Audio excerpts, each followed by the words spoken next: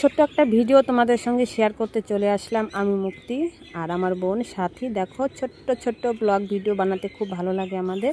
আর এদিকে আজকে ধান সিদ্ধ করছিলাম, যে মানে প্রচণ্ড রোদ ছিল, মানে বৃষ্টি ছিল দিনের বেলা। সন্ধ্যার সময় আমরা ধানগুলো সিদ্ধ করছিলাম খুব আনন্দ করতে নিয়ে।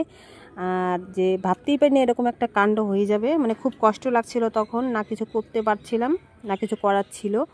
এদিকে ধান তো এক হাঁড়ি আমরা নামিয়ে নিয়েছিলাম, আর হঠাৎ করে এরকম দুর্যোগ বৃষ্টি চলে আসবে সত্যি ভাবার মতো না। আর দেখো আমি কি অবস্থা, আমি টিন মাথায় নিয়ে কাজটা করছিলাম। এখন হাঁড়িটা যেহেতু বসিয়ে দিয়েছি আর এটা নামানোর উপায় ছিল না, আমরা ছাতা মাথায় নিয়ে আর টিন মাথায় নিয়ে মানে ধানগুলো সিদ্ধ করছিলাম। হঠাৎ করে এরকম বৃষ্টি আসবে ভাবতেই পারিনি। তো আর দেখো খুব কিন্তু কষ্ট হচ্ছিল আমাদের।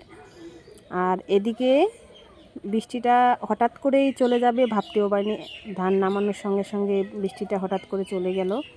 আর এদিকে আমার বোন একটু ঢাক ঢোল বাজিয়ে নিচ্ছিল, আর তারপরের দিন খুব রোদ উঠেছিল। এই দেখো।